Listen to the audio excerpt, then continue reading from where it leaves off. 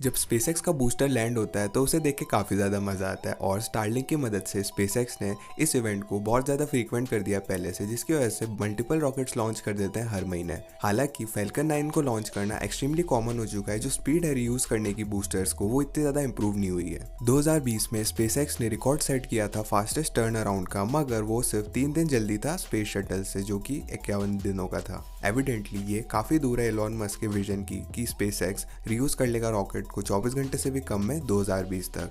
तो आखिर स्पेसएक्स को इतना ज़्यादा समय क्यों लगता है एक बूस्टर को रीयूज करने में?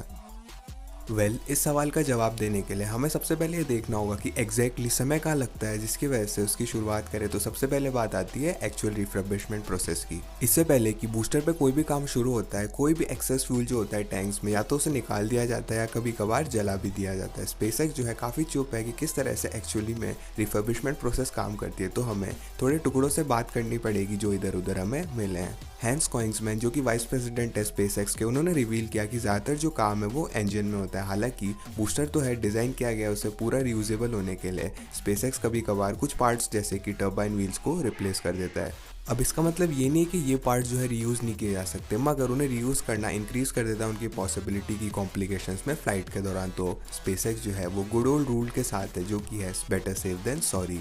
अब पार्ट्स को स्वैप करने के अलावा इंजन में स्पेसएक्स को 9 मर्लिन टर्बाइंस को भी क्लीन करना पड़ता है, जो कि एलॉन मस्क के मुताबिक काफ़ी ज़्यादा मुश्किल होता है। और इंजन से आगे बढ़े तो स्पेसएक्स के बूस्टर्स कभी कभार माइनर डैमेज का साइन भी देते हैं हीट शील्ड में और एरो कवर में, जो कि डेब्रेस और हाई टेम्परेचर और प्रेशर से आता है, जो कि बूस्टर एक्सपीरियंस करता है। कॉइंग्समैन हमें अश्योर करते हैं कि कंप्लीटली नॉर्मल है, मगर ये इंक्रीज कर देता है रिफर्बिशमेंट टाइम को। और इसके बाद स्पेसएक्स जो है फ्यूल टैंक को इंस्पेक्ट करता है। जनरली उन्हें कोई भी इश्यूज नहीं मिलते फ्यूल टैंक के साथ। हावेवर कुछ ओकेजन्स में उन्हें कुछ डैमेज दिखे गए हैं जो कि थर्मल प्रोटेक्शन सिस्टम से होते हैं। स्पेसएक्स ने रिवील किया कि पूरा इंटायर इंस्पेक्शन और प्रोसेसिंग स्टेज है वो 30 दिनों के अंदर कंप्लीट हो जाती है। एक बार जब ये इंस्पेक्शन, रिपेयर्स और रिप्लेसमेंट्स कंप्लीट हो जाते हैं, स्पेसएक्स जो है वो टेस्टिंग स्टेज में बढ़ता है।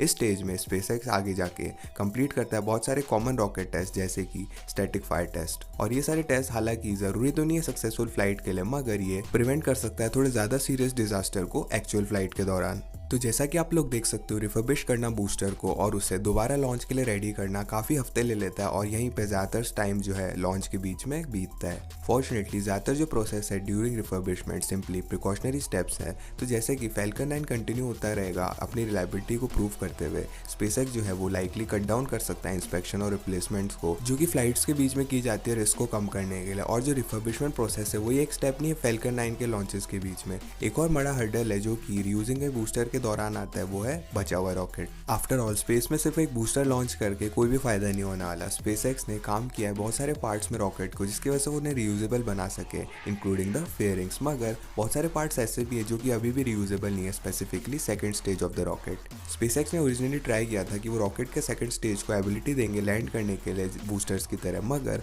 वहाँ पे बहुत सारे प्रॉब्लम्स है एक्चुअली इसको करने में।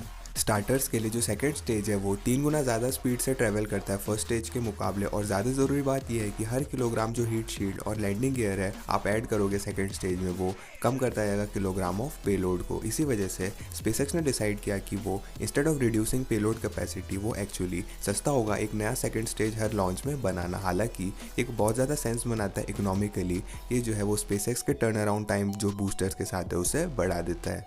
अगर आप बूस्टर को टर्न अराउंड कर पाओगे हर 24 घंटे में, जैसा कि एलॉन मस्क विजन रखते हैं, ये बहुत ज़्यादा मुश्किल होने वाला है स्पेसएक्स के लिए पॉप करना ready to launch second stage हर दिन। सिमिलरली स्पेसएक्स को पेलोड भी चाहिए हर दिन एक्चुअली सेंस बनाने के लिए, ताकि वो टाइट शेड्यूल में लॉन्च कर सके। और अभी के लिए तो वहाँ पे इतने कमर्शियल कस्टमर्स या स्टारलिंक मिशंस नहीं है जिसकी वजह से वो वायबल कर सके इस ऑपरेशन को। सो ना सिर्फ जो एक्चुअल रिफर्बिशमेंट है बूस्टर की वो बहुत ज़्यादा हफ्ते लेता है, मगर आपको एक और चीज़ कंसिडर करनी होगी, जो मैन्युफैक्चरिंग और टेस्टिंग टाइम है बाकी सारे पार्ट्स की रॉकेट की, वो भी ज़्यादा है।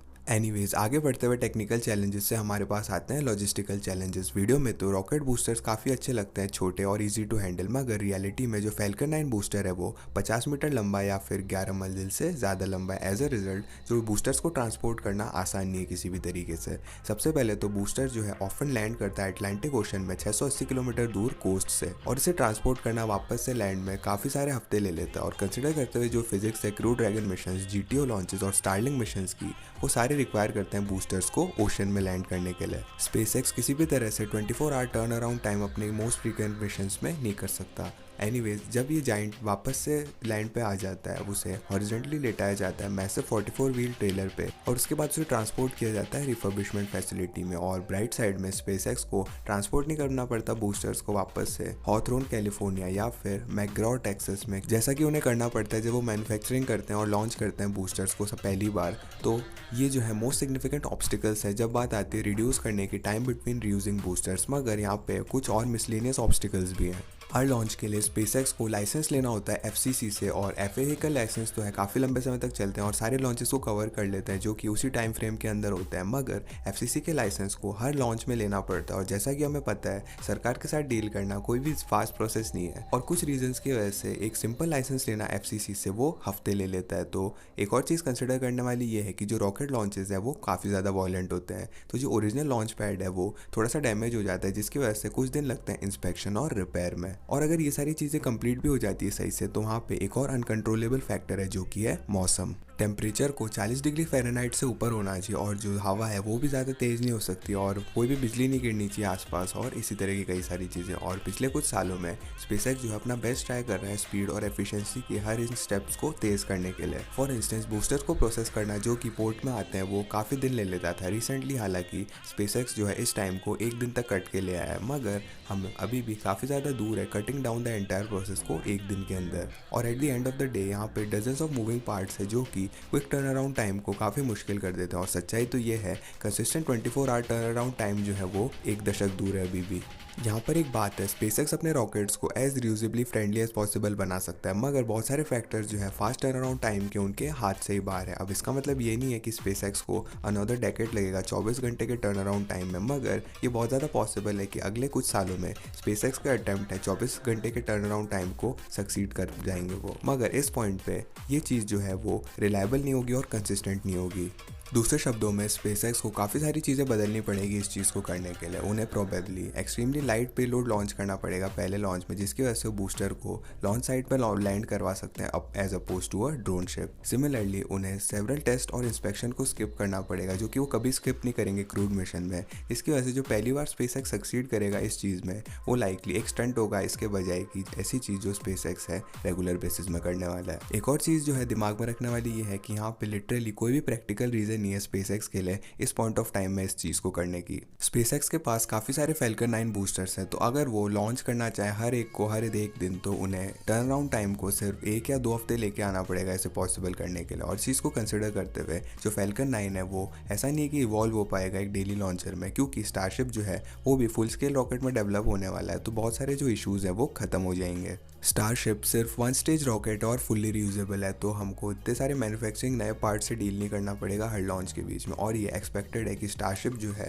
वो मोस्टली लॉन्च और लैंड करेगा ड्रोन शिप से जो कि समंदर में होंगे, तो ये चीज़ जो है सिग्निफिकेंटली रिड्यूस करेगी लॉजिस्टिकल इशूज़ को, साथ ही साथ रेंज वायलेशंस को। ज़्यादातर पार्ट में तो यहाँ पे बहुत सारे लोग नहीं है कि जो समंदर में रहते हैं, तो इसकी वजह से स्पेसएक्स को कम से कम एफएए की गाइडलाइंस को मीट करना पड़ेगा जब वो लॉन्च करेंगे ओशन से, बजाय कि जब वो लॉन्च करते थे ज़मीन से। स्टारशिप अपने साथ हालांकि अलग चैलेंजेस लेके आता है। अगर स्टारशिप लैंड में वापस नहीं आएगा लॉन्चेस के बीच में, तो स्पेसएक्स को ऐसा तरीका ढूंढना होगा जिसकी वजह से इंस्पेक्ट और रिपेयर कर सके उसको, अगर वो ज़रूरत पड़ी तो समंदर में ही। स्पेसएक्स को एक और चीज़ को फिगर आउट करना पड़ेगा किस तरह से स्टारशिप में वापस से फ्यूल भर सकते हैं समंदर में रेगुलरली। और मैं श्योर हूँ कि जो कमाल के लोग हैं स्पेसएक्स में उन्होंने पहले से इन सारी चीज़ों के बारे में सोच रखा है और प्लान है, तो मैं होपफुल हूँ कि हम इवेंचुअली रैपिड और may be even instant usability को देखेंगे। मगर इस पॉइंट पे ये चीज़ जो है वो काफ़ी डेकेड्स दूर है। आप लोगों को क्या लगता है सबसे बड़ा चैलेंज क्या है बूस्टर को रीयूज़ करने में? कमेंट करके ज़रूर बताना। साथ ही साथ इस वीडियो को लाइक कीजिएगा अगर आपको लगता है कि इस वीडियो ने काफ़ी अच्छे से एक्सप्लेन किया है वो बहुत सारे चैलेंजेस को जो आते हैं। और ऑफ कोर्स हमारे डिस्कॉर्ड कम्युनिटी को ज्वाइन कीजिएगा फ्यूचर वीडियो आइडियाज़ देने के लिए, और चैनल को सब्सक्राइब कीजिएगा बाकी क्वेश्चंस लॉजिकली आंसर देखने के लिए। मैं था चिरंजीव, मैं मिलता हूँ आपसे अगली वीडियो में।